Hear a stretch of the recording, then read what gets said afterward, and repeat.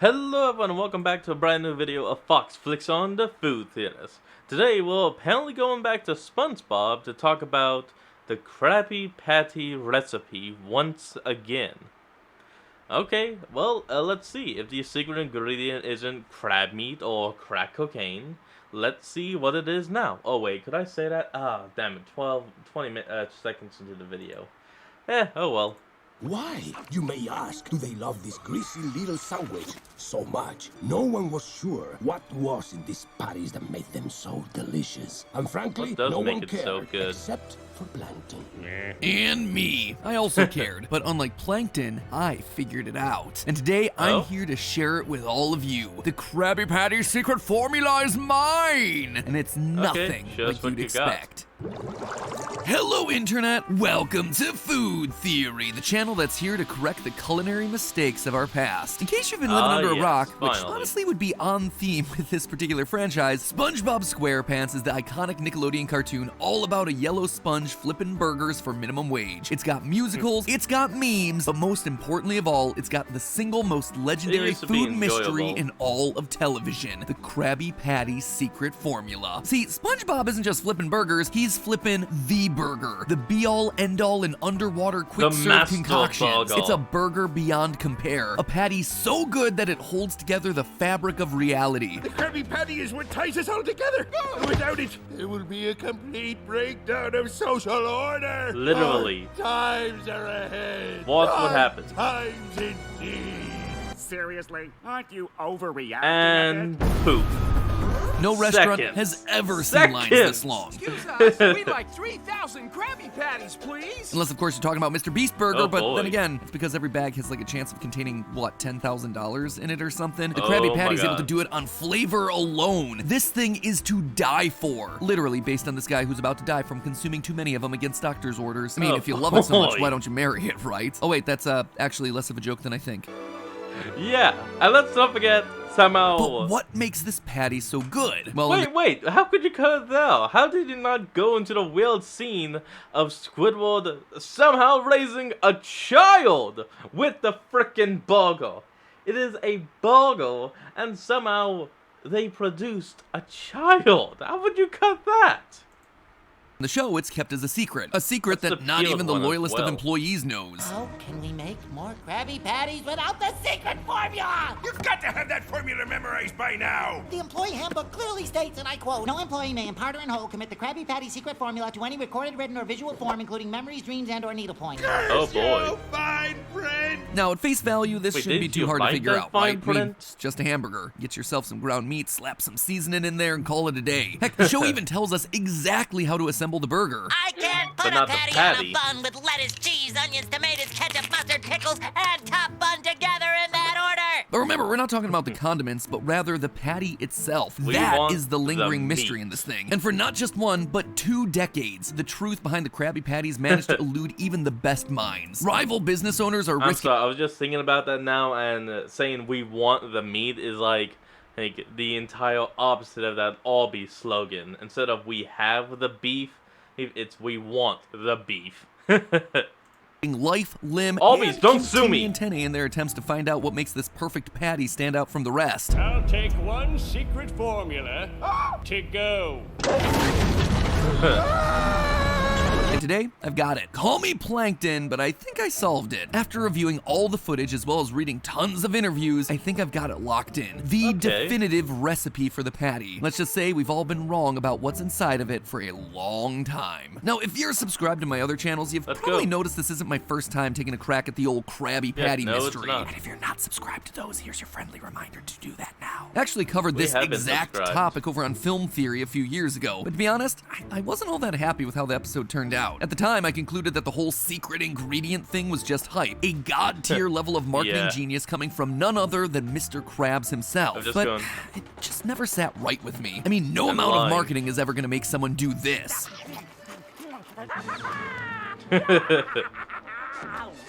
And that was after a crumb of the patty. At least I hope not. But we're older now, wiser, and most importantly, we have ourselves a legitimate food channel. It is now my literal job to figure out how recipes work, which means I'm ready to finally tackle this topic with fresh eyes. Step aside, Mr. Krabs, because your secret is out. Let's start by looking at the moments in the show when we've seen the secret formula on screen. In the episode Spy Buddies, we actually get this look at the supposed secret formula. It's got math, it's got molecules, it's a formula, all right, but for what? The formula reads quantity x minus 2 plus 1 equals Krabby Patty. The variable here, though, is x, not Krabby Patty. And if you solve for x, we actually get this. X equals Krabby Patty plus 1, Krabby Patty plus something. This isn't a formula for Krabby Patties, it's the formula for something made with Krabby Patties. I'm assuming it's the Krabby Patty with cheese, something that we can clearly see is offered by the Krusty Krab. For the real Krabby Patty secret formula, we need to turn to a different episode, Krabby Road.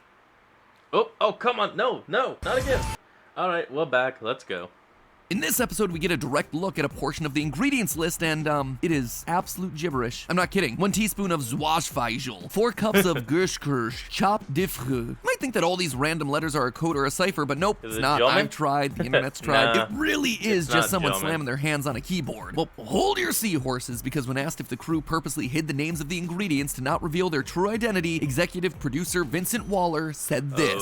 Yes. He did say more than that, though. He continued with, the formula shall always remain secret. This is huge because it confirms that while these gibberish words aren't the real ingredients, this is the real recipe with real measurements. Looks like someone may have overplayed their hand there, Mr. Executive Producer. So let's break it down, shall we? At first glance, these mysterious ingredients may look to be unidentifiable, but look again. 4 cups of Gershkirsch? That is a lot of whatever that ingredient is. Clearly, 4 cups of something is going to be the patty's base. Next up, we have diffre chopped. Well, I'm no expert in diffre, but I have read enough recipes at this point to know that it's actually really common to see a whole onion listed as just onion instead of 1 onion. And what do you know, but onions are normally seen as chopped when used in patty recipes. That then leaves us with the ingredient that only needs 1 teaspoon. Surely I can't tell what it is just by looking at the formula, right? Right. Yeah, honestly, there's no way to tell what this is based on the scene. However, we're not just limited to this one scene. There's plenty more information at our disposal. In the episode Friend or Foe, we flash back to the origins of the Krabby Patty. You see, this miracle food began as something known as the Plab Patty, a patty co-created by both Mr. Krabs and his once business partner turned rival restaurateur Plankton. In the episode, we learned that the pair worked tirelessly to craft the perfect burger, and the result was awful. The Plab Patty was proven to be disgusting, dangerous, and diabolical.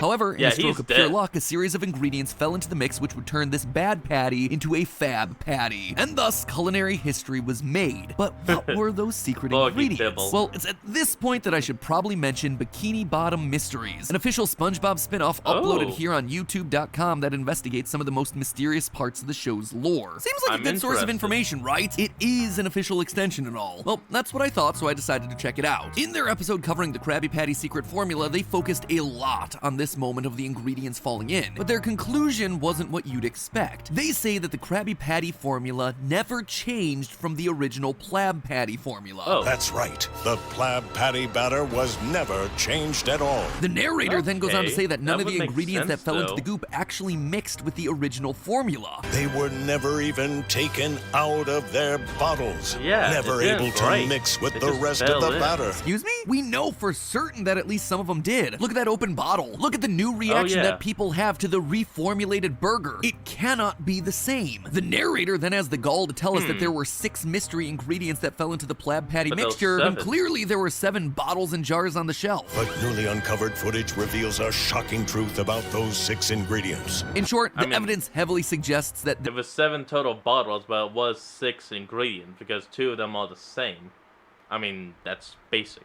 This guy is an unreliable narrator, withholding information and outright lying to us to protect the secret formula. He's gaslighting us in the hopes that we lose the patty scent. So let's instead take a closer look at what we actually see fall into the Plab Patty mixture. First, we can clearly see that the Krabby Patty contains chili peppers. Notice the long red here with the little caps of green. This tells us that the Krabby Patty is going to have itself a bit of a kick. Next, we have ourselves a bottle with lit fire on it. Well, this could certainly be an additional hot sauce. Those bottles tend to feature pepper imagery more more than fire imagery. When it comes to fire, that more frequently appears on bottles of liquid smoke, which would give these grilled patties a bit more outdoorsy wood fire flavor. Next up, this one right here has got to be breadcrumbs. Not only are they a common binder used in a patty making process, but more importantly, look at the structural difference between Plankton's chum burgers and the Krabby Patty. Planktons tend to ooze around and are generally shapeless blobs of ground meat. The inclusion of breadcrumbs, though, would help the patty maintain its structure, which now leaves us with four unidentifiable ingredients that literally give us no clue and look practically interchangeable. If only there was another episode out there that mentioned 4 almost identical ingredients. Oh wait, there is. In the episode The Great Patty Caper, because apparently the first episode titled Patty Caper wasn't enough, the ingredients turmeric, salt, flour, and barnacle shavings were explicitly confirmed to be part of the Krabby Patty recipe. We start with flour. Next we add barnacle shavings. We do the next one together, eh? Sea salt. Now, one of those things is clearly not like the others. Barnacle shavings? What's going on there? Well, believe it or not, but while it sounds pretty gross, in reality, barnacle shells are just calcium. And calcium is actually really good for fish. This is what's known as fortification, and it's no different than your eggs having added vitamin D or your water having added minerals. Like humans, fish need calcium to build their bones. Not a lot, but some. Like, say, maybe a single teaspoon? Thought I'd forgotten about that one, hadn't you? Well, I didn't. And a small amount of barnacle-shaped calcium can go a long way. So that then takes care of our gibberish ingredients list, as well as the 7 jars that we see fall into the Plab Patty vat, which leaves us with the last and possibly most disturbing ingredient to be hiding in your Krabby Patty, chum. In the episode Friend or Foe, we see that it's definitely part of the recipe. Even in Bikini Bottom Mysteries, they close out their episode with the reveal of chum. Is that they each contain an entire pinch of chum. That's right.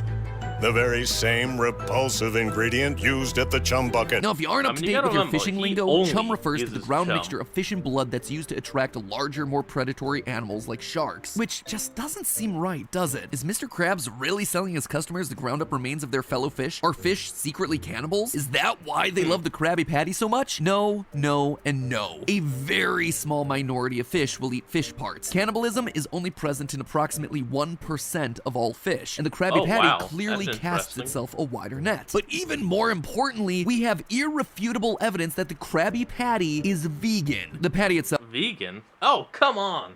Fine. So, apparently this burger is vegan? Huh. Mind you, the actual sandwich is vegetarian because it contains cheese. Anyway, according to the show's creator, the late Steven Hillenburg, the Krabby Patty contains no animal parts. It's also been confirmed by a current executive producer, and if you have any doubt about it, here in the Sponge Out of Water movie, we get a close-up of the Krabby Patty being made in real life. That right there has the signature puck shape of a veggie burger, meaning that the base of the Krabby Patty isn't beef like everyone tends to assume. Instead, those 4 cups of gish gish are more likely to be beans, faba beans to be exact. According to Dr. Gavin Ramsey, faba beans have the potential to be great protein sources for fish. But just like we see with beef, too much of a good thing is not always a good thing. Other studies have shown that eating too much faba bean can actually be bad for fish. Sound familiar? Like maybe someone getting sick enough that they die from consuming too many Krabby Patties against doctor's orders? This does leave us with one major question though. How could the Krabby Patty be a plant-based patty but still contain a pinch of chum? Those two facts seem directly contradictory, but both are coming from irrefutable sources. Well, even though the word chum refers to a mixture of fish guts, by definition, it can also refer to chopped up vegetable matter. Vegetable matter, like the true secret ingredient in all of this, red algae. You see, one of the main problems with the Krabby Patty being vegan is that plant-based patties lack the natural juices that come from meat patties. And without added sugar, it's also challenging to get those patties to brown. But both of these are well-established characteristics of the Krabby Patty. They're juicy, they brown nice. So we know that there's got to be something more at play here, and that is where red algae comes in. Thanks to research out of Yamoja, a marine ingredient startup based in Israel, vegans can now experience all the crisping, browning, and bleeding goodness that make meat lovers go wow. By using a specific strain of porphyridium, a type of red algae, Yamoja has created a plant-based meat substitute known as onion. When cooked, onion changes color from red to brown, emits a meaty aroma, and has meat-like juices that don't just congeal, they crunch. That is to say, the outside inside of the burger develops a pleasant crisp texture when cooked, just like we see happening in the wow. show. Also, this is far from being the first time that we've heard of red algae being consumed for food. If you're a fan of sushi, you're probably familiar with nori, the thin black sheets of seaweed commonly used in sushi rolls. This seaweed is actually a type of red algae.